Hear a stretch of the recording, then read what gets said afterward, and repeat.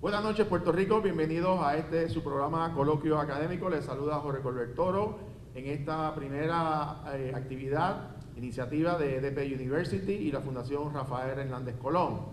Hoy iniciamos un proceso de diálogo donde queremos aportar ideas con una diferente cantidad de invitados de diferentes vertientes, tanto del gobierno, del sector privado, jóvenes estudiantes y también del sector no gubernamental. En esta plataforma que iniciamos a través de las redes sociales, agradecemos al programa Jugando Pelotadura, igualmente al periódico El Vocero y la plataforma elvocero.com, a WIPR, al programa Nación Z y a Mega TV. Todos ellos se unen a este esfuerzo de comunicar esta iniciativa de EDP University y la Fundación Rafael Hernández Colón. Hace unas semanas, la presidenta de esta universidad, la ingeniera Gladys Nieves Vázquez, anunció conjuntamente con el presidente de la Fundación Rafael Hernández Colón, el licenciado José Alfredo Hernández Mayoral, una iniciativa para crear el Instituto de Política Pública Rafael Hernández Colón. Esta iniciativa tiene el propósito de abrir oportunidades educativas, oportunidades de discusión, en un esfuerzo de fortalecer y ciertamente mejorar la calidad de vida del pueblo de Puerto Rico. Esta iniciativa que se inicia con programas de educación continua y eventualmente con otra serie de iniciativas académicas formales que se estarán anunciando oportunamente, pero da inicio con esta serie de programas que estaremos realizando todos los jueves a esta hora por las diferentes plataformas que he mencionado. Hoy iniciamos en este diálogo con dos invitados muy especiales, el expresidente del Senado y ex secretario de Estado, don Kenneth McClintock, y igualmente el senador independiente, el doctor José Vargas Vidot. Con ellos estaremos hablando en los próximos segmentos, igualmente sobre temas de interés. Pero antes de iniciar este proceso, esta noche contamos con el privilegio de la presencia de nuestra presidenta de EDP University, ingeniera Gladys Nieves Vázquez, igualmente del licenciado José Alfredo Hernández Mayoral, presidente de la Junta de Directores de la fundación que lleva su nombre. En ese sentido, me gustaría que ambos que comparten con nosotros el propósito de esta iniciativa de crear el Instituto de Política Pública Rafael Hernández Colón y lo que encierra esta iniciativa. Buenas noches, presidenta, gracias por estar con nosotros y quisiera que le explique a nuestra audiencia en qué consiste esta iniciativa tan importante de EDP University.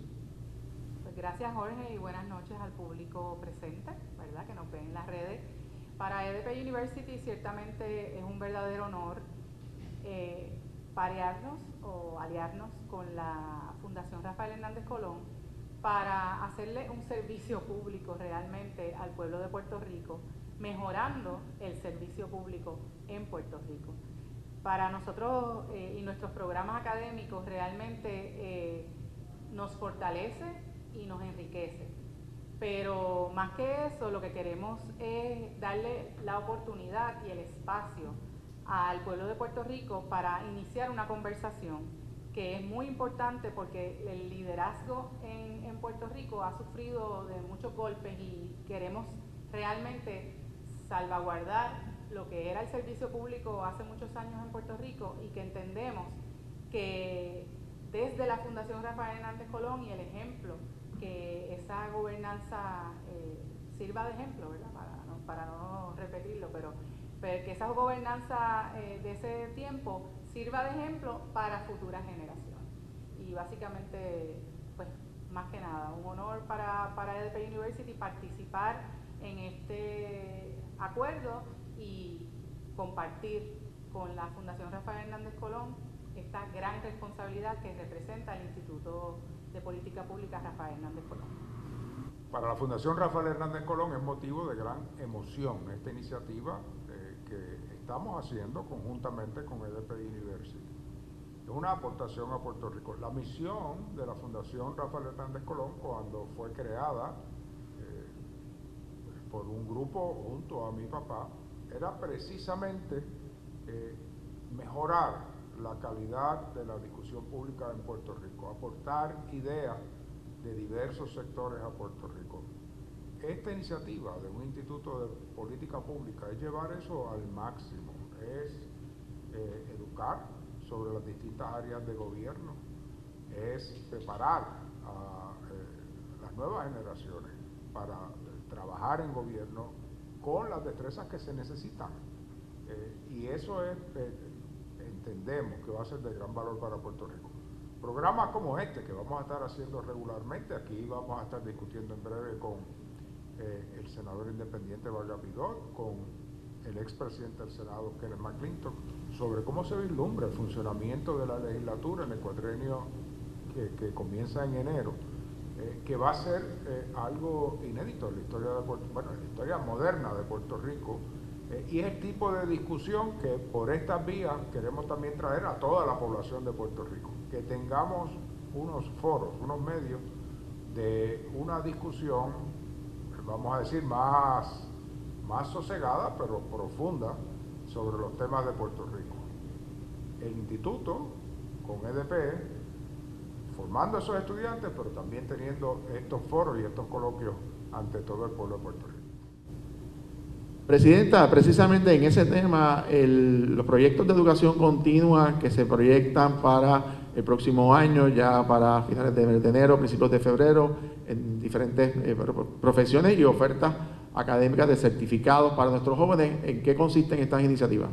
Bueno, pues nuestro plan a largo plazo es tener unos programas completamente académicos, pero estamos iniciando, sobre todo en esta coyuntura, como decía José Alfredo, del nuevo gobierno que empieza en enero, trabajar con unas educaciones continuas de temas puntuales que sabemos que van a ser necesarios para esas mismas personas que van a empezar en el gobierno inmediatamente.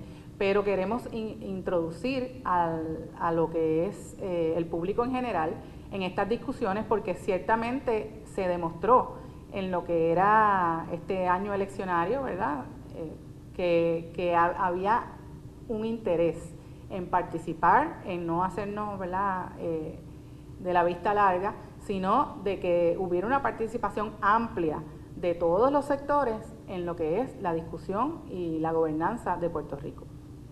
Licenciado Hernández Mayoral, también para estos proyectos académicos y las actividades que se estarán haciendo a partir de enero del próximo año y el mes de febrero, la Fundación Hernández Colón ha establecido un registro para los estudiantes a través de su página, igualmente en EDP University. La dirección es rafaelhernandezcolon.org, y ahí todos los estudiantes o los potenciales estudiantes o las personas que quieran participar de estos proyectos de educación continua pueden registrarse. ¿Cuál sería el propósito de estos programas, licenciado? Bueno, lo dice la presidenta, o sea, yo espero una oferta amplia. Si hablamos de los cursos académicos, ahí va a haber, una vez estén todos certificados, no sé si esa es la palabra que se utiliza en este contexto, ahí va a haber una educación completa a nivel de bachillerato en política pública, va a haber de maestría en política pública, va a haber seminarios sobre muchos temas relacionados a asuntos de gobierno, relacionados a asuntos de política pública. Deben ir chequeando esas páginas periódicamente. Tú le dijiste la dirección, la gente no hace eso así hoy, que lo que tienen que poner en Google, Fundación Rafael Hernández Colón, y eso es más fácil de recordar.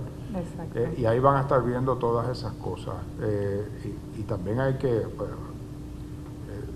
se va a estar promoviendo a través de estos programas que van a estar corriendo continuamente. Presidenta, además de esta iniciativa, EDP University tiene una serie de programas actualmente de manera virtual de la universidad, a nivel de grados asociados, a nivel también de bachillerato, de maestría. Si nos pudiese hablar de las oportunidades académicas para nuestros jóvenes, que aún dentro de toda la situación de pandemia, pues hay estas oportunidades educativas. ¿Qué ofrece EDP University?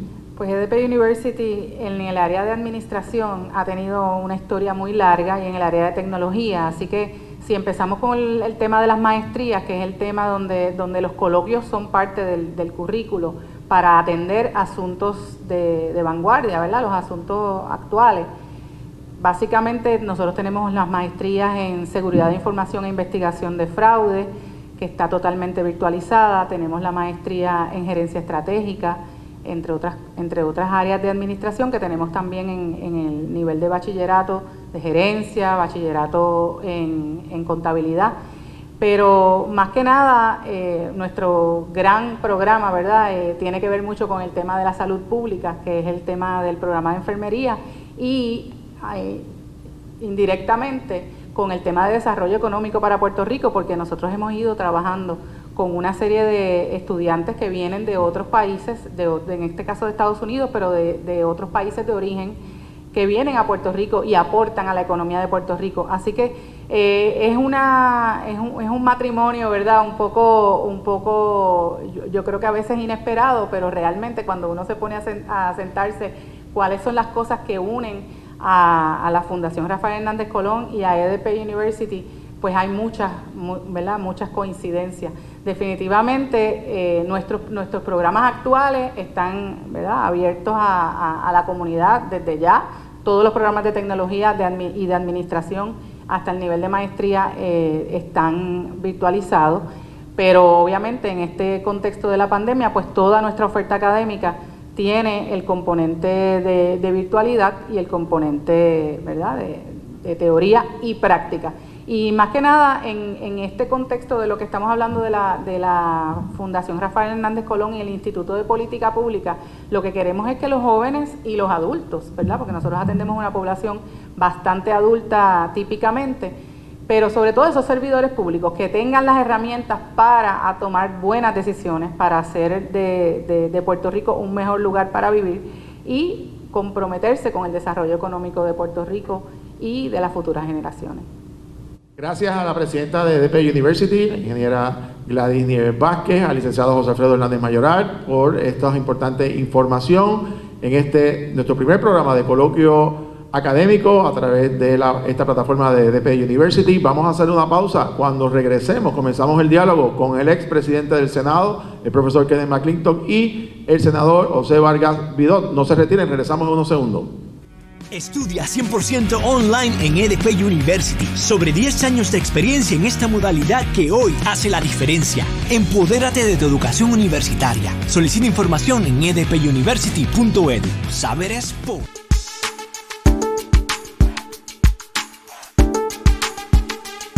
Amigos, de regreso a su programa Coloquio Académico, les saluda Jorge Colbert Toro en este programa auspiciado por EDP University y la Fundación Rafael Hernández Colón, conversando en este primer coloquio con distinguidos invitados que nos acompañan en la noche de hoy a través de la plataforma de Jugando Pelotadura, del vocero.com, de Mega TV, WIPR y el programa Nación Z. Está con nosotros el ex presidente del Senado y ex secretario de Estado, el profesor Kenneth McClintock, y el senador independiente, el doctor José Vargas Vidot, con el licenciado José Alfredo Hernández Mayoral, que van a estar dialogando con nosotros en esta noche sobre temas de interés. Pero quisiera, antes de hablar sobre la situación de las elecciones, el resultado, las perspectivas futuras, me gustaría que tanto el profesor Kenneth McClintock como el senador Vargas Vidot nos den sus impresiones sobre este esfuerzo de EDP University y la Fundación Rafael Hernández Colón de la creación de un instituto de política pública. Profesor McClintock, saludos y bienvenido. Adelante. Bueno, Jorge, primero que nada, gracias por la invitación, y quiero aprovechar la oportunidad también para felicitar al senador Vargas Vidot, porque ya va para su segundo término como senador independiente. No es fácil tú salir electo sin tener un partido, de estructurar un partido detrás para asegurarte tu voto. Así que es una victoria personal bien importante.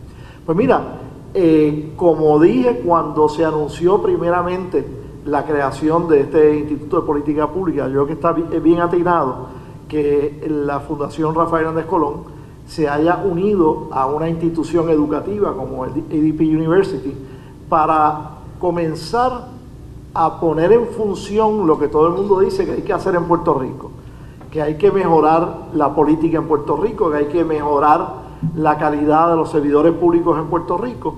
Y aquí pues ya no estamos abogando para que se haga, sino que estamos ya entrando en un ejercicio concreto para que empecemos a producir mejores servidores públicos, mejores políticos para el Puerto Rico del futuro. Y en ese sentido, pues, este es un esfuerzo bien importante que está llenando un vacío que no ha sido llenado por ninguna de las demás instituciones en Puerto Rico. Bueno, Jorge, yo también te doy las gracias, de verdad que, y gracias, Kenneth. La verdad que te tengo que confesar que si difícil fue la primera vez, mucho más difícil ha sido la segunda. No había más alternativas. Bueno, ¿verdad? no solamente eso, sino que a mí no me cargó nadie. O sea, yo no tengo un candidato a gobernador que me cargue, un partido, un PAC, o algo así. Y sin embargo, pues tuve que luchar contra esos mogules, ¿no? Y con 3.500 pesos, o sea que...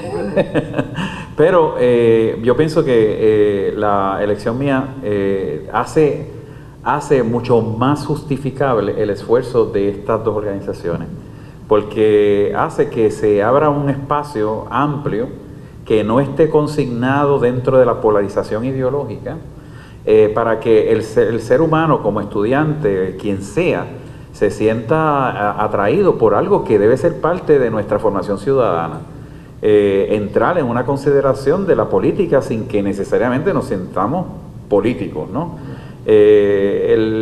Yo a veces, ¿verdad?, difiero un poco, ¿verdad?, en el asunto de que se formen políticos. Yo soy de los que creo, como Paulo Freire, que toda educación debe de ir encaminada a formular un sujeto político. Y yo creo que esta unión de EDP, de quien yo me siento familia, porque he sido facultativo aquí durante mucho tiempo, hace posible que alguien empiece a entender que saber, que meterse en la política no es leer la opinión de algún periodista en algún periódico, sino es poder procurar que lo que está pasando alrededor nuestro se convierta permanentemente en un tema generador de reflexión. ¿Sabes la cantidad de personas que no saben votar? Empezando por ahí, que es lo más básico, ¿no?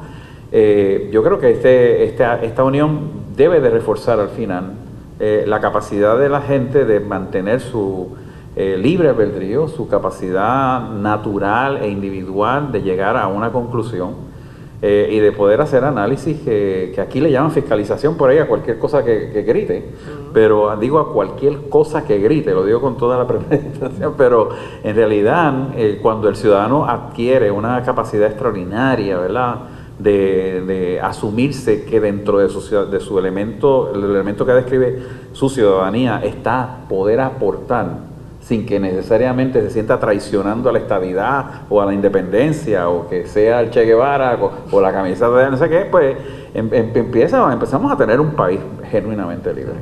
Y yo le tengo que agradecer a los dos el día que se anunció la creación de esta unión entre EDP y la Fundación a través del Instituto de Política Pública. Los dos estuvieron y se expresaron muy positivamente como se están expresando hoy. Yo creo que esto comunica lo que se aspira. O sea, acabamos de terminar una campaña política. Sí, Puerto Rico es un país donde hay muchos debates divisivos. Estatus es un debate divisivo. Aquí en este panel habemos dos que tenemos posiciones muy firmes sobre el tema de estatus, que no son encontradas, que son separadas. Pero aquí estamos. ¿Por qué? Porque hay muchos problemas en el país, hay muchos asuntos en el país que requiere que se atienda de una manera, vamos a decir, profesional. Yo creo que a ti no te gustaría la palabra profesional, pero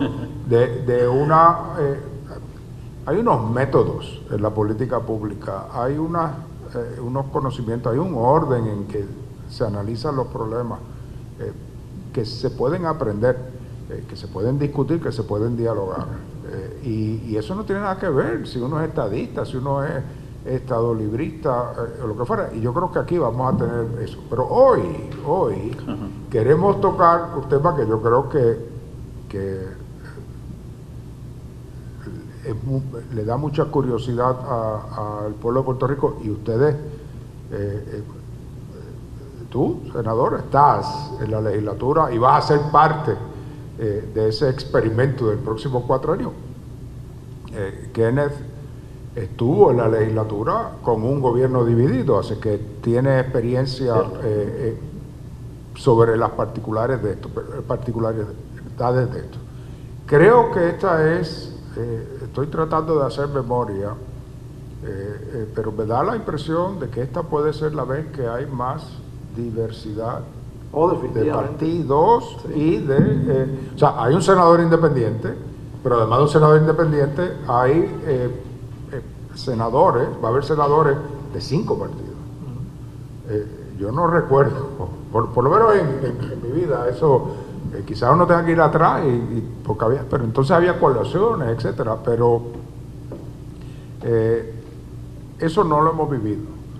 Al día de hoy no sabemos, en el Senado hoy no hay mayoría absoluta para ninguno, correcto, es lo que yo veo. El aspirante del Partido Popular tiene un voto menos del que necesita para salir electo presidente. Pero entonces tiene, y quizás debemos empezar por ahí, la composición del Senado al día de hoy, Kenneth, ¿cómo es que tú la ves? ¿Cuánto del Partido Popular, cuánto del PNP? Ahora mismo hay un independiente, vamos a empezar por ahí. Que es seguro. Hay 5 de partidos minoritarios, que son 6, y entonces quedan 21. Bueno, ya todos son minoritarios. Hay 21, Así es. de los cuales en este momento hay 13 que reflejan una mayoría en la Comisión Estatal de Elecciones del Partido Popular, y hay 8 que reflejan mayoría del Partido Nuevo Progresista, pero hay como 5 o 6 escaños que van a recuento porque tienen menos de la mitad del 1% o menos de 0.5 o menos de 200 votos o 100 votos de ventaja para el que esté en ventaja ahora mismo, y técnicamente podría haber cambios que podrían llevar, por ejemplo, a que si el Partido Popular perdiera 3 escaños, pues tendría 10 votos, y si los ganara el Partido No Progresista tendría 11 votos, y estaría más dividido todavía. Y entonces pues también todo el mundo tiene que estar a la expectativa de qué negociaciones se hacen para garantizar que ya sea Dalmau por el Partido Popular u otro senador pues pueda acumular los 14 votos que necesita para salir electo presidente. Y ahí pues cada uno de los 6 votos que no están en el PNP y el Partido Popular están Pues, con el mismo valor. pero entonces, senador, yo creo que nos debemos tutear, porque Sí, por favor, incómodo, sí, ¿verdad? claro que sí. Tú estuviste ya un cuatrenio como senador independiente, pero había un partido que tenía la mayoría que era el PNP. Es 21 votos. Aún así presidiste comisión. Sí, señor. Pero Era de por sí inusual. que era de por sí inusual, sí. Y bien visto. Pero en esa dinámica no había la necesidad del partido de mayoría de buscar al candidato, al senador independiente para obtener su... Para enamorarlo. No se daba el caso. No, la comisión que se me ofreció, igual que se le ofreció al senador José Luis Dalmau, igual que se le ofreció al senador Juan Dalmau, fueron comisiones que yo pienso que tenían ese ofrecimiento para mí. Quizá yo soy el tipo más cándido del mundo en este sentido, ¿verdad? Es la primera vez que yo entraba a la legislatura, pero a mí me parecía que había una buena intención de poder provocar un balance de fuerza. No el balance del poder, pero sí el balance de la responsabilidad. Y eso es novedoso en nuestro plano político, porque la gente aspira al poder, pero no a la responsabilidad. Y en ese sentido, pues, el ofrecerme la comisión y permitirme que yo diseñara la comisión, porque es una cosa interesante, la comisión que yo presido la diseñé yo, así que fue novedosa en todos los sentidos.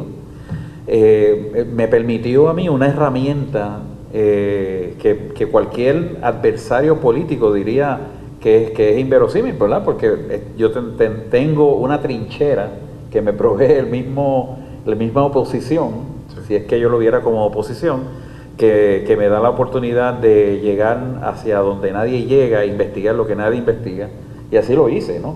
Pero de plano yo lo vi como un ofrecimiento elegante. Me pareció que era una forma respetuosa de reconocer el tiempo que yo llevo trabajando en las calles, etcétera, y la comisión estaba totalmente relacionada con eso, con lo que hacía. Y eso a mí me pareció interesante porque al final, hablando después de 4 años, durante todo el proceso, Erich Fromm decía que ¿qué es la vida si no son los procesos? Es decir, no los finales, sino los procesos. Me parece que yo creo que nuestra comisión, el grupo nuestro, favoreció muchísimo buenísimas legislaciones que salieron de una verdadera investigación. Cosas tan sencillas como la renovación y actualización de las exposiciones de motivos, que la mayoría de las veces yo veía disparates que se repetían, perdonen, ¿verdad? Pero se repetían, un cut and paste permanente de números malos, no actualizados, que llevaban a una confusión, porque se usaban como referencia en periódicos, en discusiones, en juicios, ¿no?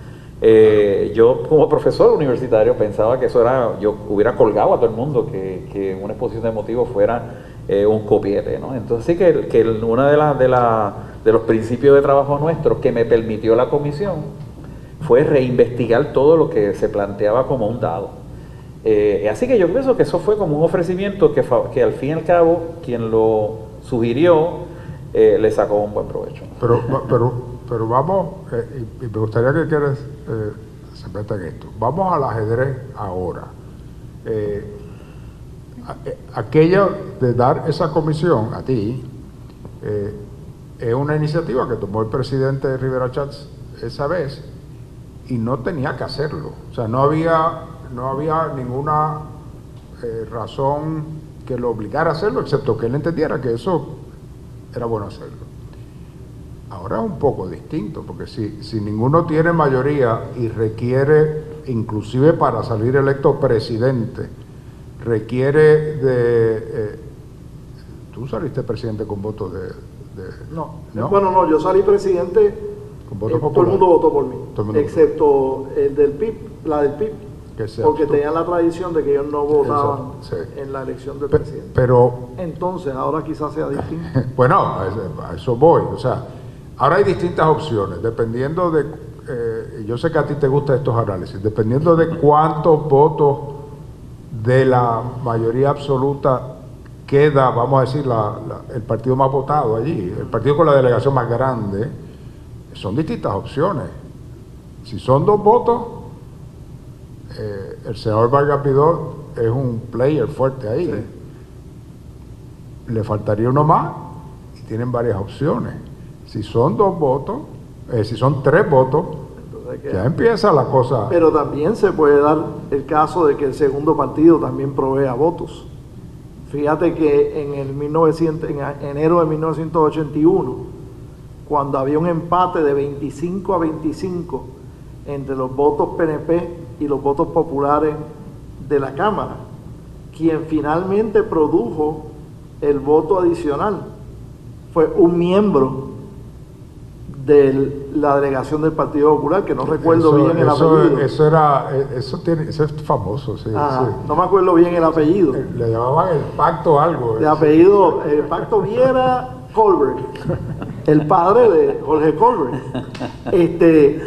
Así que salió del segundo partido, no había donde más sacarlo porque no había delegación del PIB en ese momento. Pero Kenneth, es una pregunta, pero perdón que te interrumpa, porque a mí me fascina lo que estás diciendo. Sin embargo, ¿qué si pensamos que la forma en que está construyéndose este nuevo escenario político podría pasar que una tercera opción sea un candidato que no es de ninguno de esos partidos y que pueda establecer un balance mediativo, o sea, un balance de paz entre fuerzas que no represente, o sea, yo podría ser el presidente del Senado. Sí, definitivo.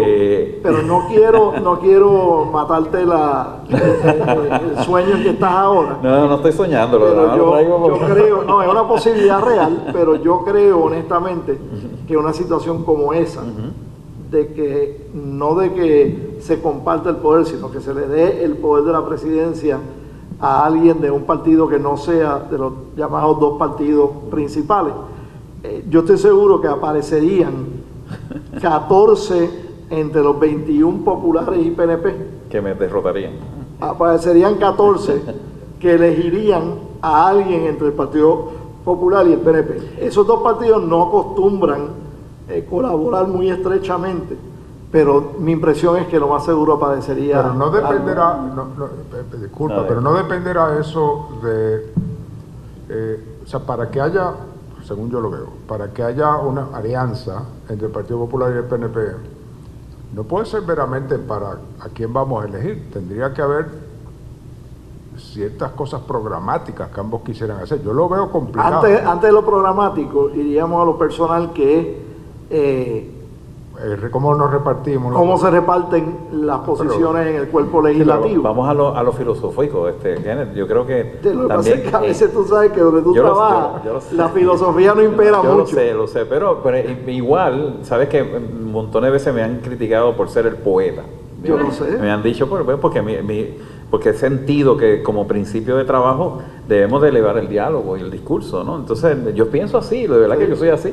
Pero el asunto es que el cuestionamiento filosófico es ¿cómo este escenario tan extraño, ¿verdad?, que nos obliga a repensar el Senado no como un cuerpo homogéneo, porque aquí lo que estamos pensando es que debe haber esta idea homogénea de que deben de cuadrarse de esta forma, porque por uso y costumbre es así. ¿Qué tal si nos dejamos llevar, ¿verdad?, por una nueva idea de que lo que importa es el país? Sí. Y si lo que importa es el país, entonces los poderes repartidos no tienen nada que ver con buen gobierno. Y en mi caso, de hecho, le digo a Jorge y a ustedes, ¿verdad?, que esto no es mi agenda aquí, ¿verdad? Se me ocurrió ahora mismo, sí, pero sí. la verdad es que... Y ese es el propósito de este programa. No, por eso es que yo pienso que por eso un instituto de política pública es muy importante, porque esta discusión debe darse todo el tiempo sin tener que usar como referente lo que dijo aquel en el radio, sino lo que pensamos, ¿no? Pero me está interesante, porque ¿qué les dice el PNP o el PPD? Dependiendo quién tiene la delegación más grande,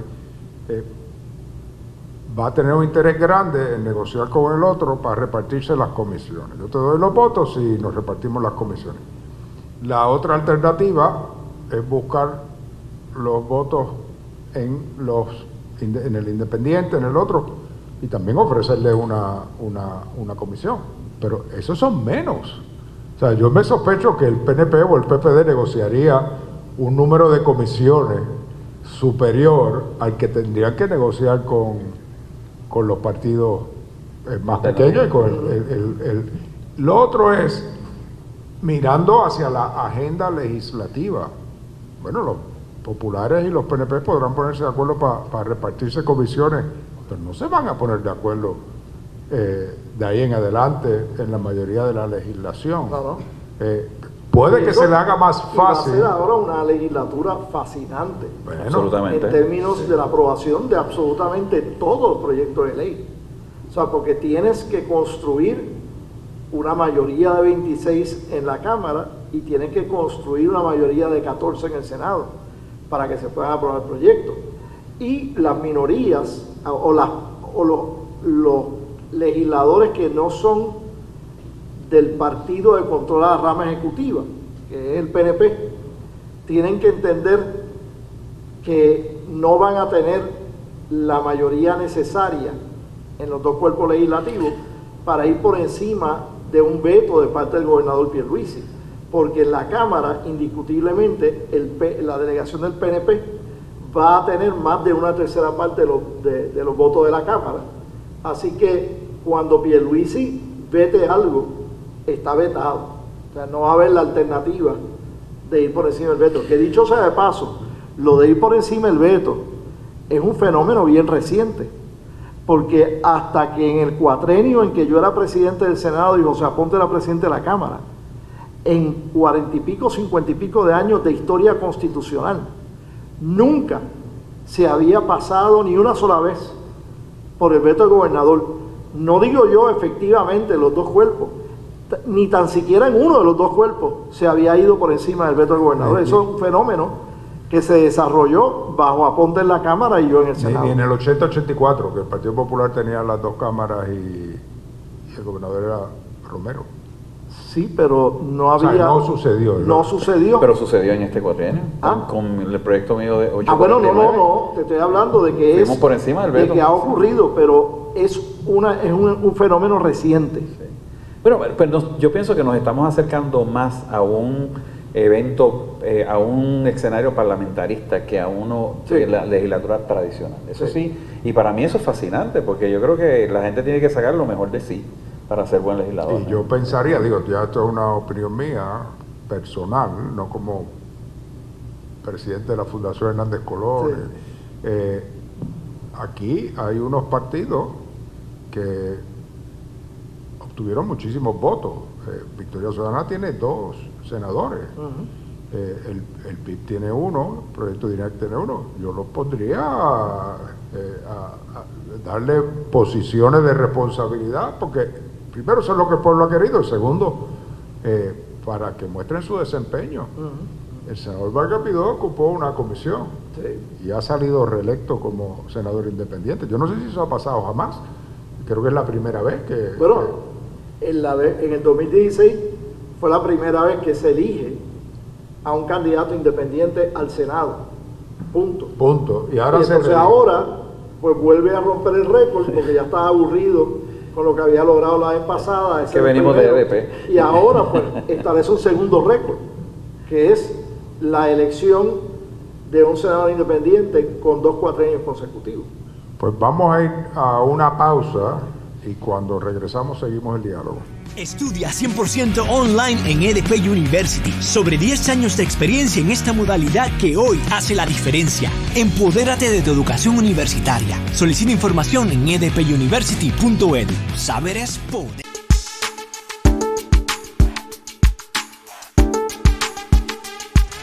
Amigos, de regreso a este su programa Coloquio Académico, auspiciado por EDP University y la Fundación Rafael Hernández Colón. Como han podido escuchar, nuestros invitados, el exsecretario de Estado, Kenneth McClintock, el senador independiente, el doctor José Vargas Vidó, y el licenciado José Alfredo Hernández Mayoral, presidente de la Junta de Directores de la Fundación Rafael Hernández Colón, dialogando sobre los temas de interés y muy particularmente cómo ha quedado el cuadro legislativo. Les tiro una pregunta a la mesa a nuestros panelistas, y es precisamente ante este nuevo escenario político, ¿cuáles deben de ser esas prioridades legislativas y qué retos debe de atender la Asamblea Legislativa en un gobierno que para algunos puede ser un gobierno compartido, para otros un gobierno fraccionado, en donde requiere de mucho desprendimiento de los legisladores para aprobar legislación de consenso? ¿Cuáles deben ser esos temas prioritarios que deben de atenderse? Pasamos los micrófonos con el licenciado José Alfredo Hernández Mayoral. A mí me gustaría pensar, Jorge, que dada estas circunstancias tan particular, donde nadie tiene una mayoría, donde el gobernador es de un partido y la legislatura puede que esté controlada por otro partido, que sea la oportunidad de que estén obligados a buscar proyectos de ley en los que se pongan de acuerdo. Quizás eso sea una oportunidad para el país para lograr legislaciones que normalmente no se atienden. Eso es un ideal, pero yo le voy a preguntar porque Kenneth McClintock vivió un tiempo similar, donde tenía gobernador de un partido, legislatura de otro. Hubo muchas peleas, pero Kenneth, ¿en qué se ponían de acuerdo? Bueno, primero que nada, nos poníamos de acuerdo en el valor de la palabra. El valor de la palabra es el fundamento más importante de la Asamblea Legislativa y lo sabe Vargas Vidó, que cuando, por ejemplo, se establecían reglas especiales de debate y le decían, pues, Chaco, tú vas a tener 10 minutos para, pues eso se honraba, y te dan sus 10 minutos para debatir en un debate abreviado por unas reglas especiales de debate. Eso es algo que los partidos minoritarios tienen que demostrar que entienden, de que el valor de la palabra es fundamental, que cualquier acuerdo en que se pueda llegar para lo que sea, un proyecto, la presidencia, lo que sea, cuando tú das la palabra, tienes que cumplirla.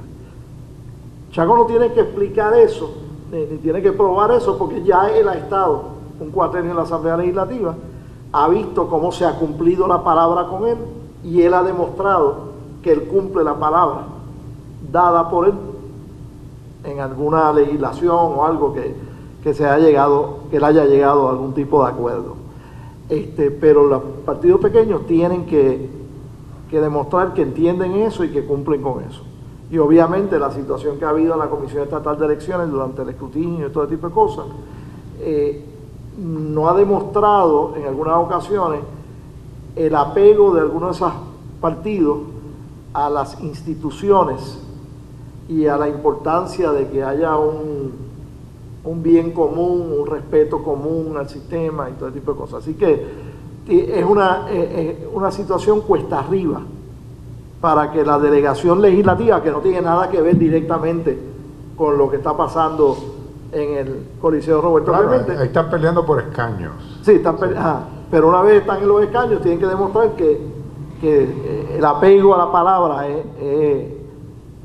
es algo que no se puede, es inviolable. Eso es algo, antes de ir al senador, que está por verse, como tú dices. O sea, estos grupos nuevos que entran a la legislatura, ¿cuántos van a observar? Parte, yo diría, en el caso de Victoria Ciudadana, parte de su cosa es que ellos rompen moldes. Sí. Entonces, es parte de su modo de ser. Y ellos dirán, bueno, es que yo creo que aquí hacen las cosas mal y que y tienen unas estructuras muy rígidas, viejas, que hay que eliminar. Y eso pero sin la palabra no se puede ser constructivo en la Asamblea Legislativa. José Alfredo, yo creo que en realidad, yo coincido con que me parece que hay un juego de honor que debe de tomarse en cuenta. Yo lo asumí y recibí grandes críticas. En el primer año, cualquier cosa que yo apoyaba al Partido Popular, ya yo era popular. O si apoyaba un planteamiento del PNP, ya yo era PNP. O sea que nadie puede todavía concebir en Puerto Rico que hay alguien que le dé la gana de pensar por sí mismo.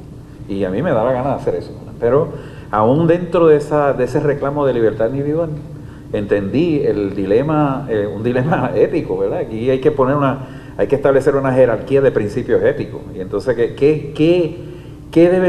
¿cuál debe ser el interés apremiante de esta legislatura? El país. ¿Cuánto nos podemos alejar de que esa expresión que he hecho deje de ser una abstracción retórica para convertirse en una realidad desafiante? Si los partidos, como tú dices, pequeños, que no son tan pequeños, lo entienden, lo transmitieron, pero los partidos llamados grandes no lo han entendido, porque hay muchísimos municipios donde ese partido pequeño llegó segundo. Y si uno ve ese mapa, los partidos tienen que hacer una reconsideración filosófica de su base, tienen que hacer una reconciliación con su base, para poder entonces entender lo que entendieron esos partidos y que los partidos tradicionales no entendieron. De manera que hay un elemento que yo diría que sería el segundo de tomar en consideración si vamos a lograr operacionalizar el gobierno. Porque podríamos estar 4 años peleando y distinguirnos por la elocuencia fútil. Sí. ¿Verdad? Entonces... o la anarquía. El caos. El caos. La realidad es que el segundo elemento que yo pondría es, vamos a pensar en la gente.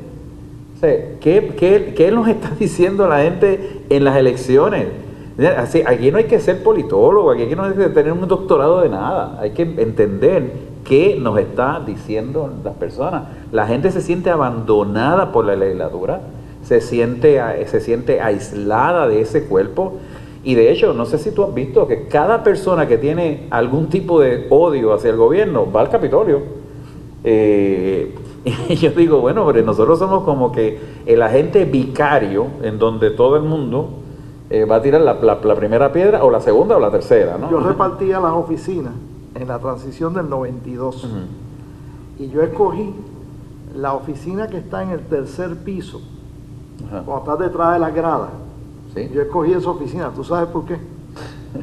Porque si tú estás paseando por el Capitolio a ver con quién te quejas, esa es una de 2 oficinas que nunca vas a encontrar, aunque estés perdido. Es cierto. Cuando tú vas a esa oficina es porque querías ir a visitar a Kenneth McClintock, a esa oficina. Pues yo te diría que la metáfora que tú estás trayendo, lo tomo como una metáfora al revés.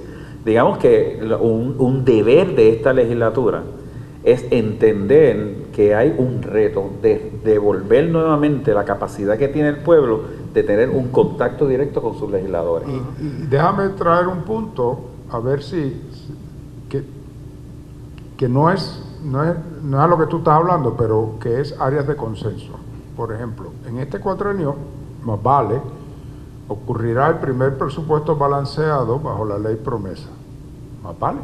Podría haber. Bueno, eso sería trágico que se vayan los 4 años. Bueno, eso es precisamente uno de los acuerdos que yo creo que hay que llegar colectivamente en la legislatura, es que los legisladores se comprometan que no importa los sacrificios que tengan que hacer, van a aprobar 4 presupuestos balanceados que la Junta entonces pueda certificar para que algún día podamos salir bajo la ley promesa, que algún día podamos salir de la Junta de Supervisión Fiscal.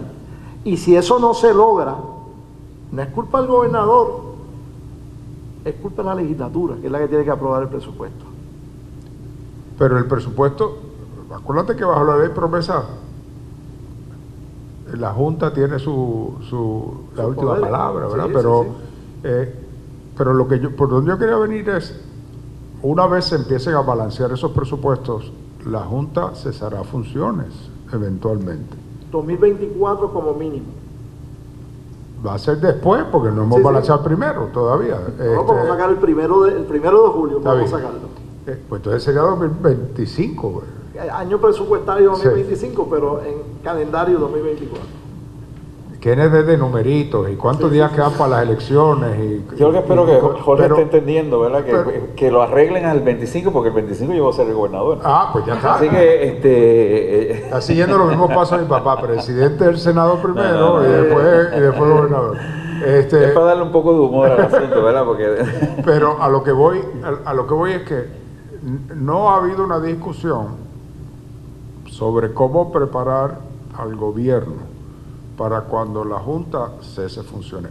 Y es una discusión que requiere años, porque aquí no se ha aprobado una ley de responsabilidad fiscal como lo ha propuesto el Centro de la Nueva Economía, por ejemplo, donde uno pacte qué puede hacer, cómo se puede endeudar el gobierno, unos parámetros, porque vamos a caer en lo mismo, Yo hubiera enmendado la Constitución para crear unos mecanismos ahí que impidan que volvamos a caer en esos problemas. Pero ese debate no se está dando. Bueno, eso existe.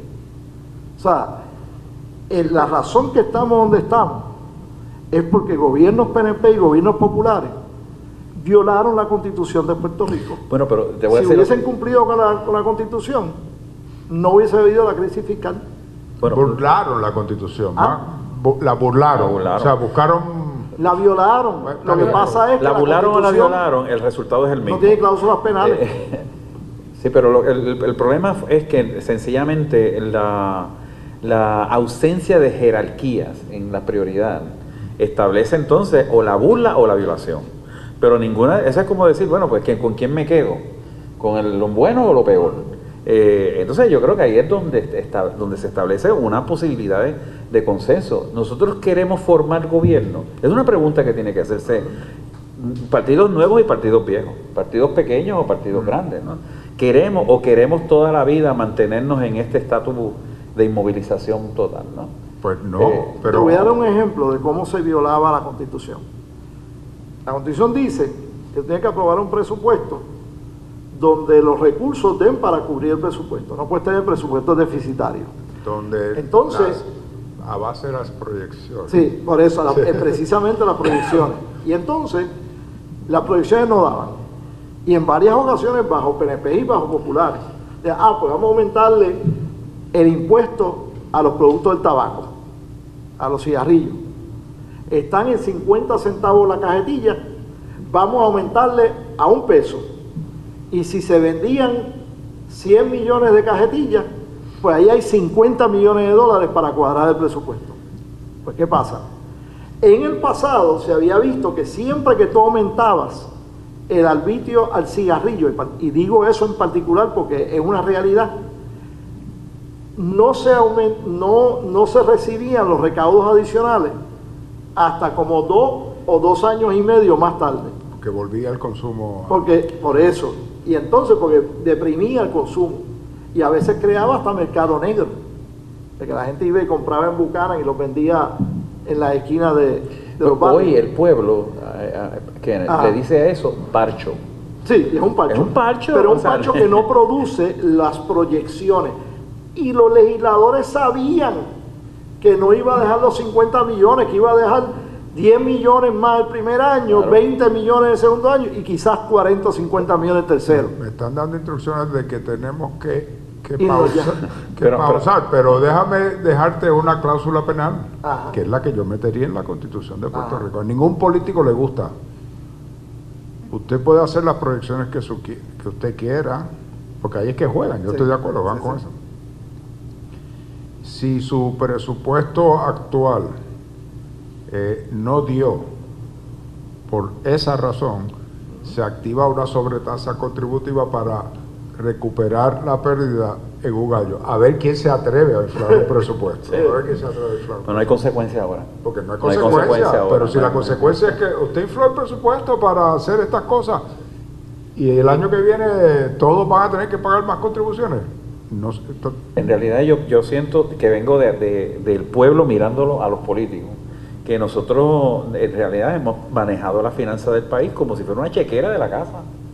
Sí. Entonces esto es la cosa más primitiva del mundo. Con las mismas malas costumbres. Son las mismas malas costumbres, engañándonos nosotros mismos y buscando una justificación. De manera que yo creo que cuando hablas de tocar la Constitución, que todo el mundo aquí parece que estamos tocando el santo grial, a mí me parece que ya llegamos a un momento en donde hay una necesidad emergente de poder tocar ese documento y adecuarlo a las situaciones que estamos enfrentando. Eso merece un programa. Le doy las gracias a los dos por estar participando en este programa inicial y ya nos estaremos viendo aquí en este lugar. Estudia 100% online en EDP University. Sobre 10 años de experiencia en esta modalidad que hoy hace la diferencia. Empodérate de tu educación universitaria. Solicita información en edpuniversity.edu. Saber es poder.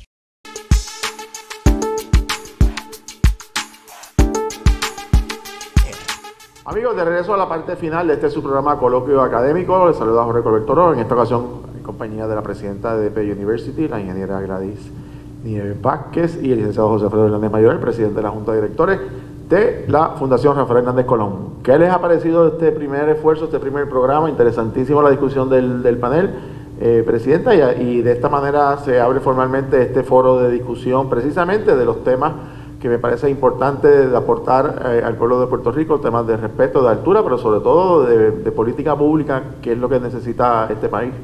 Fue un excelente comienzo, me parece que la discusión, de verdad, yo lo vería 2, 3, 4 veces, porque una referencia como la de el expresidente Kenneth McClintock, que entiende la parte administrativa de lo que típicamente ha sido el Senado, y esta reflexión, ¿verdad?, de el senador Vargas Vidot, de lo que es el honor, ¿verdad? Y yo me transportaba al día que precisamente trabajamos anunciamos el acuerdo, que él hablaba de lo que debía ser la política, o lo que es una persona política, que realmente lo que busca es conciliar y no dividir, que es a lo que la gente normalmente asocia con lo que es la política en Puerto Rico.